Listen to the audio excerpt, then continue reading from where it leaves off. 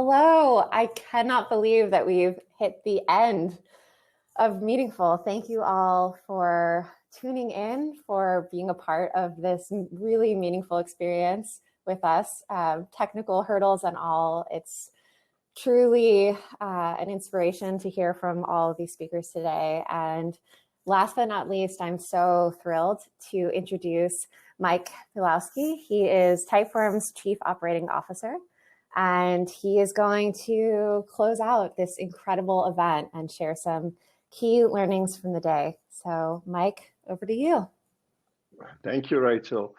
What an amazing event. I have to say that for me personally, it's been a bit of a roller coaster. On one side, you're keeping your fingers crossed that everything goes well. This is the first time we're doing this event at Typeform.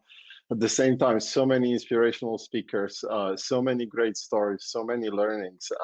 It's been really fantastic. I hope your experience has been as good as mine. I've definitely learned a lot, and I've learned a lot about how to build meaningful interactions. And what I wanted to do is to summarize my learnings into something simple. So I'm not going to go through every presentation, just a few sort of big things that stood out for me. But before that, I think a lot of speakers talked a little bit about what it means meaningful for them, what it means meaningful interaction. And I wanted actually to share my story as well. So what you can see over here is Robert and David, the co-founders of Typeform, and Kim, our CEO. And my sort of meaningful interaction with them is really what brought me to Barcelona out of Silicon Valley. So I've been happily living in San Francisco for over a decade. And one day, Robert reached out to me and talked about possibly joining a team. And I have to say, I generally did not think about going back to Europe at that point in time. But I think what was really amazing about talking to all three of them was, first of all, the level of humbleness and the level of humility. And we quickly built rapport. They were really curious about me. And you can see that this was more than just trying to see, what you did in the past, but really trying to understand who you are as a person. And we've built a great connection. And I have to say that if not for that, Typeform is a great company, but if not for that, I don't think I would consider moving from San Francisco to Barcelona and bring my entire family with me. But once you build a great connection with people, you really want to work with them. And that was sort of great example for me myself, how building a connection during the recruitment process could be the deciding factor for someone to join the company. So going back to the learnings, first, let me quickly remind you about two things. If you have never tried Video Ask, you definitely have to try it. It's the fastest product we've built in terms of growth, in terms of adoption. People love it. There's plenty of amazing reviews, and you should try it for yourself because it's a real game changer. It's really a new mindset for how you can interact with your customers. And I think a few years from now, this will become a standard for a lot of different use cases. So give it a try, be one of the first to use it. And the second thing, very excited about the new builder. The team has worked on it for a very long time. Amazing customer feedback, great user experience. We are rolling it out over the next 3 months. So hopefully you'll have a chance to try it. And as Laura mentioned, we love feedback. So please share it with us. You can share it in whichever way you want. You can message us. You can tweet. We would always love to hear how you find the new products. And now going to the learnings. So I talked a little bit about what all those things have in common. We had so many great speakers, from talking about how conversations look like to learnings from Navy SEAL experience, from community leaders who build amazing communities, to talking about the model of company moving from the bureaucracy of the past to the humanocracy of the future. so I tried to find some common themes, and I think what I try to distill is the 5 ingredients that I really think make the meaningful impressions, interactions, relationships, and those 5 things were: be curious, but be curious about the other person, be curious about the customer, be curious about whoever you're interacting with. Be present. I think this is something that that really stood out when Liz in one of the first presentations showed a picture of interacting on Zoom with her aunt and her dad, and then her dad was looking away, and it really not being present even for a second can so quickly be captured and so quickly put people off. Be yourself, believe in something, um, and I think the community leaders gave a great example of how much you can do if you believe in something.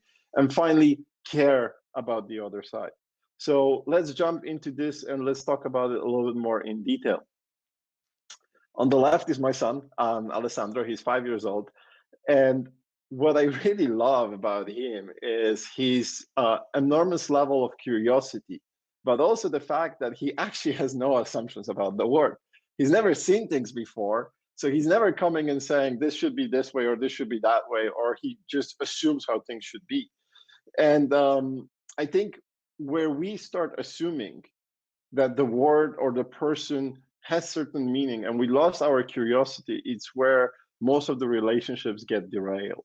So my first learning from a lot of the conversations that I've heard also was: be open-minded, be curious, be that child, and don't assume. Second thing, and I think this really came from Martin's presentation: do not hide behind big data. Big data is obviously very helpful. I'm a huge fan of analytics, but at the same time, you can't really understand the individual. What the big data does is it gives you averages. It doesn't give you humans. You can understand the densities of the situations, but you cannot understand the context and what really a person needs. I think, for example, in product, we are slowly moving away from fake personas that are sort of a mix of different people, and essentially thinking about individual customers and their problems and how we are solving them. And that small data, that really going deep and understanding the customer, will help you be better at building interactions, building products, marketing products, and offering customer service. And then be genuine. I think Liz talked a lot about this example of how are you changed because of COVID. And how are you is a statement that in many countries actually is completely meaningless. I agree. We say how are you, and nobody even expects to hear anything back. Great, okay, I'm great too. Let's move on. But during COVID, how are you became something really meaningful. We actually want to know how you feel. We want to know that you're all right. But does it need to be only reserved to COVID? Can we actually move post-COVID and become genuine, become interested in each other? And when we ask, how are you, really want to know how the other person is doing and whether we can help them or in any way join in the state that they are in. And finally, put yourself in their shoes. Or as David with Video Ask said, dog food, meaning test the product or eat your own dog food to really understand how it tastes. Or as Martin Lindstrom said, sleep with your customers. This is really important. If you can really understand people, develop empathy, then your ability to build meaningful interactions will go through the roof. Now, the second big thing is being present. And I think the first thing that people know but they forget is that you can't fake presence. Your body will show.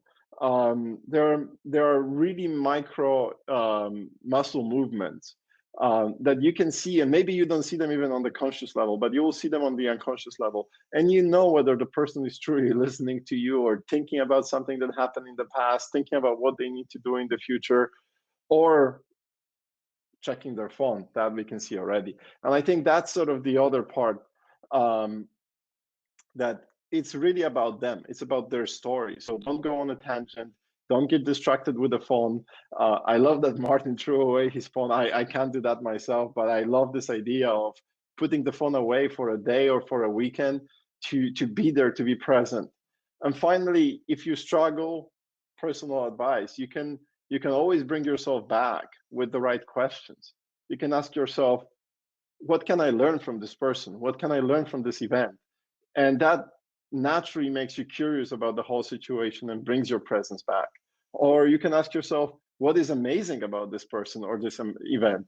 And as you start looking for things to be amazed with, you're back present, you're back listening, you're back with your full body, sort of interacting with the other person. Next thing is be yourself. I love this image saying, be yourself, everyone else is taken.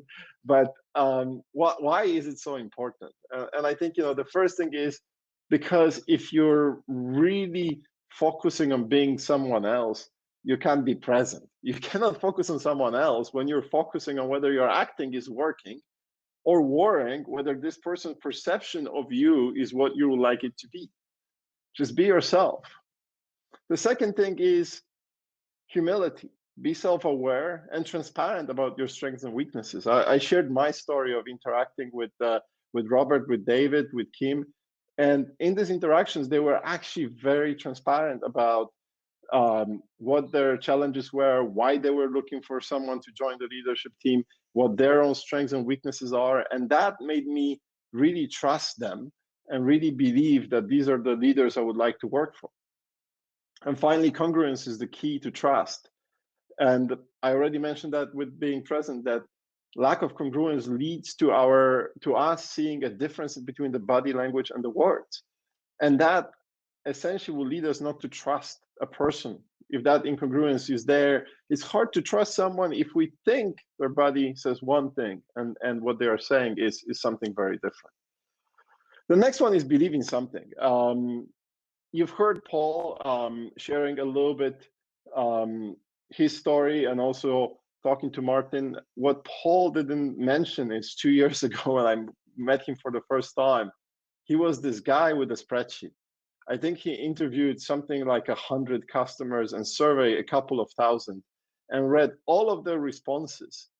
And as he was going through this, he started seeing trends. And one of the big trends in those responses was that people wanted to build better, meaningful interactions with their customers, with their employees, with whoever their stakeholders they were, and they were using Typeform for that. And since then, he became a man on a mission. He became on a mission to essentially turn this company to that vision, to the vision of helping others create meaningful conversation. And you could say that this event or the video series that we have, Meaningful by Typeform, is essentially the outcome of a movement that he's built within this company. But it's not just about Paul. We've seen the community leaders and the movements they were able to create because of their beliefs. At the same time, we've heard that 85% of people feel disengaged from their work. And to be committed, they need to be inspired. So we see this and we are missing the people to inspire us. You can be that person. As Paul said, it's as simple as from nothing to something. Someone just has to start a movement. And you can be that person. And if you are that person, you will naturally build meaningful relationships. But there is a word of caution. It's very easy to become so strong in your beliefs that you use humility and the care for others. And they are the cornerstones to starting a movement. And I think we've seen that also in many presentations. For example, inspirations was not enough to engage people at work. They also need to have a say in what is being done, and they need to be empowered to do things. And humility and care for others essentially will naturally drive you to engage others in a way that they can become part of the movement and they can create that movement with you. Believe, but be kind. And as Christine said, don't throw hand grenades into this by saying some statements that maybe are so harsh that they will actually push people away. And then finally, care for them. And you have to genuinely care. You can't fake care. This is one of the most impossible things to do. Think about their context, think about their values, think about their ideas, Avoid being transactional. If you truly cared for other people, they will know this and they will care for you and they will listen to you and they will build a meaningful relationship with you. You have to understand the deeper struggle behind the ask they have for you, and that allows you to delight them with something unexpected, as we've learned from Superhuman. And finally, be selfless. Caring is the opposite of narcissism. And if people see that you're actually willing to be selfless in your actions, if you're willing to help them, not expecting anything else, they will be willing to do the same thing for you, and the connection is built. So to quickly recap, 5 things that I took away: be curious. That's the base for building connections, learning about others. Be present. You cannot maintain a connection unless you're present there to actually talk to them and listen to them. Be comfortable with who you are. It's hard to fake that. Believe in something. And finally, care about the other person, care about the customer, care about your employees. Before I finish, I wanted to thank all the people who've worked so hard on this event. This is the first event for us, and it's the first event for most of the people on this slide. They've done tremendous work over the last few weeks putting this all together. You've met some of them, like Bakis, like Rachel, like Nico, like Paul, but you haven't seen some of the others. I really wanted to thank all of them and the ones who didn't make it to the slide because I couldn't squeeze any more images on the slide. And as the final thank you from us, our own Andrea, DJ Akira, is joining us on the Relax stage. Andrea recently left Typeform to pursue his career as a DJ, but over the last 2 years, he has been playing for us in the office, some of his sets, and they are truly amazing. I'm sure you will enjoy it, so join us on the Relax stage. Thank you so much, Mike. And thank you, all of you, 168 people that have tuned in and all the people that are going to watch this recording. This has been an amazing experience. And these 5 points that Mike shared, Typeform internalizes them too. This is our first event, and we're curious to know how we can improve, how we can be more present in this. I think so much of meaningful and creating communities and sparking conversations, it can be hard in these virtual events. We're not seeing your faces. We interacted through the chat, but we'd love to figure out how we can bring more intimate conversations, smaller group moments. So what happens next? Well, immediately next, yes, everyone, please head over to the Relax stage. DJ Akira is playing for another hour and 10 minutes. So you will get to hear him, you'll get to see him. You may see some of us dancing along on stage. And we will be in touch with you. We'll be sharing, not surprisingly, a Typeform to gather your feedback, to hear what you liked, what you didn't like, what you want to see more of. And this is just the start of Meaningful by Typeform. So we hope to build a much larger community around this, really involve more people. And we don't have the definition on meaningful. And that's something that, I think we have to stay humble. And so we want to learn from all of you, our customers, our wider community, people who found out about Typeform thanks to an event like this. So yeah, continue along on with the chat. It'll be open in the Relax stage if you have any last pointers. Our website will be live. And yes, everything has been recorded today. So we'll be posting all of the sessions up on the Meaningful website in some time. So thank you all so much. Thank you, Mike, for closing us out. And yeah, let's head over to hear DJ Akira.